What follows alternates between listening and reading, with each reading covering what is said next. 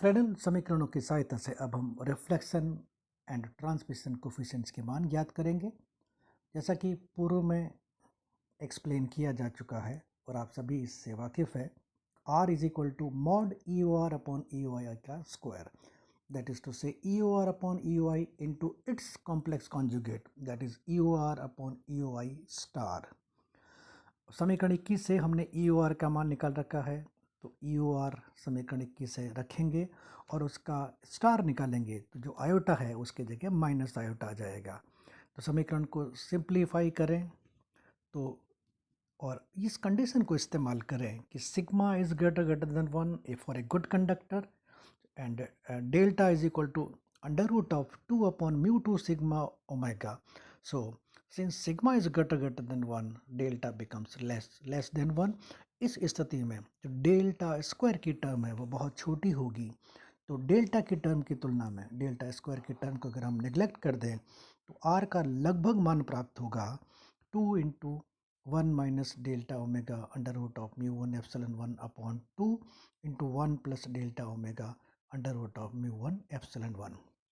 नीचे वाली टर्म को ऊपर लेके जाए तो टू द पावर -1 हो जाएगा, और अगर x का मान लेस देन 1 है, क्योंकि x की जगह delta omega under root of mu 1 epsilon 1 है and delta is less than 1, तो 1 plus X to the power -1 is approximately 1 minus X, तो दोनों टर्म सेम हो जाएगी, होल स्क्वायर बन जाएगा। होल स्क्वायर को जब हम खोलेंगे तो एक बार फिर डेल्टा स्क्वायर की टर्म आएगी, and since delta is less than 1 so we can neglect delta square as compared to delta in R, so we are left with R is approximately equal to 1 minus 2 delta omega under root of mu 1 epsilon 1.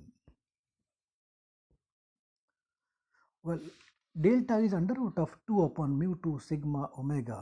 So if you substitute the value of delta in R, then we are left with 1 minus 2 into under root of 2 upon mu 2 sigma omega into omega under root of mu 1 epsilon 1. So that gives you 1 minus 2 under root of 2 mu 1 epsilon 1 omega upon sigma mu 2. And if both the mediums are non-magnetic, यानी अचुंबकीय माध्यम हो, तो mu 1 mu 2 के बराबर हो जाएगा, तो ऊपर नीचे कैंसिल हो जाएगा। So we have R is equal to 1 minus 2 under root of 2 omega epsilon 1 upon sigma, that is equation number A. And since R plus T is always equal to 1, so T can be written as 1 minus R, so T comes out to be 2 into under root of 2 omega epsilon 1 upon sigma, that is equation number B. तो इस तरह से परावर्तन और पारगमन गुणांकों के मान ज्ञात किए जा सकते हैं। एक विशिष्ट स्थिति के बारे में चर्चा करें। अगर एक पूर्ण चालक हमारे पास है, यद्यपि प्रकृति में कुछ भी पूर्ण जैसी चीज़ नहीं होती, लेकिन एक सैद्धांतिक दृष्टिकोण से देखें तो एक पूर्ण चालक अगर है तो उसके लिए सिग्मा का मान बहुत बहुत ज़्यादा होगा। So sigma tends to infinity. तो समीकरण बी को अगर हम देखें तो सिग्मा नीचे है और टी का मान 0 कर देगा, और आर में भी सिग्मा नीचे है तो आर इज इक्वल टू 1 रह जाएगा। So R tends to 1 while T tends to 0, अर्थात एक पूर्ण चालक सतह पर आपतित विद्युत चुंबकीय तरंग संपूर्ण रूप से परावर्तित हो जाती है, यानी कुछ भी विद्युत चुंबकीय तरंग उस माध्यम में से होकर नहीं गुजरेगी। इस प्रकार एक पूर्ण चालक विद्युत चुंबकीय तरंगों के लिए एक पूर्ण परावर्तक यानी एक परफेक्ट रिफ्लेक्टर की भांति कार्य करता है। इस तथ्य का उपयोग, ये जो रिजल्ट हमें मिला है उसका उपयोग हाई क्वालिटी मिरर्स के निर्माण में किया जाता है।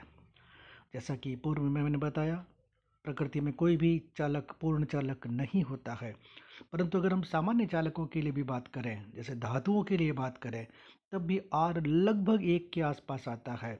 इस प्रकार धातुएं विद्युत चुंबकीय तरंगों की अच्छी परावर्तक होती है। एक महत्वपूर्ण प्रश्न की चर्चा करें बतौर न्यूमेरिकल, जो कई बार परीक्षा में पूछा गया है, मुझे महत्वपूर्ण लगा इसलिए मैं आपसे इसकी चर्चा कर रहा हूँ। एक समतल ध्रुवित तरंग दो अचालक माध्यमों, जिनकी चर्चा हमने पहले की है, जिनकी अपवर्तनांक n1 और n2 है, के अंतरा पृष्ठ पर यानी इंटरफेस पर अभिलंबवत यानी नॉर्मल आपतित होती है, यानी आपतन कोण 0 है। यदि परावर्तित व अपवर्तित ऊर्जा का फ्लक्स बराबर हो तो हमें ये सिद्ध करना है कि n1/n2 इज इक्वल टू 3 + 2 √2। अंतरा पृष्ठ के एकांक क्षेत्रफल से, जो बीच में लगा हुआ है पृष्ठ, उसके एकांक क्षेत्रफल पे परावर्तित प्रति सेकंड ऊर्जा फ्लक्स R कहलाता है। और चूंकि परावर्तित और अपवर्तित ऊर्जा फ्लक्स बराबर है तो R और T बराबर हो जाएंगे। और हमें यह भी पता है कि R + T = 1 होता है, तो इसका मतलब 2R = 1 हो जाएगा, यानी R = 1/2 हो जाएगा, यानी 50-50% रिफ्लेक्शन व ट्रांसमिशन होगा। अभिलंबवत आपतन की स्थिति में हमने पूर्व के लेक्चर्स में दो अचालक माध्यमों के लिए R का मान डिराइव किया था। R = n1 - n2 / n1 + n2 का होल स्क्वायर। तो समीकरण 1 से अगर R का मान रख दें 1/2, तो 1/2 = n1 - n2 / n1 + n2 का whole square. Left hand side में अगर n2 कॉमन ले लिया जाए तो हमारे पास ऊपर नीचे n2 कैंसिल हो जाएगा और रह जाएगा n1/n2 - 1 / n1/n2 + 1 = 1/√2, क्योंकि स्क्वायर रूट लेना पड़ेगा। क्रॉस मल्टीप्लाई करें, सिंप्लीफाई करें तो हमारे पास आ जाएगा n1/n2 = -√2 + 1 upon 1 - √2, that can also be written as √2 + 1 upon √2 - 1। जिसे सॉल्व करने के तरीके हमने छोटी क्लासों में पढ़े हैं, यानी ऊपर नीचे √2 + 1 से मल्टीप्लाई किया जाए तो ऊपर बन जाएगा √2 + 1 का होल स्क्वायर, नीचे हो जाएगा a² - b²। तो ऊपर हमारे पास रह गया 3 + 2√2। So we have n1/n2 = 3 + 2√2।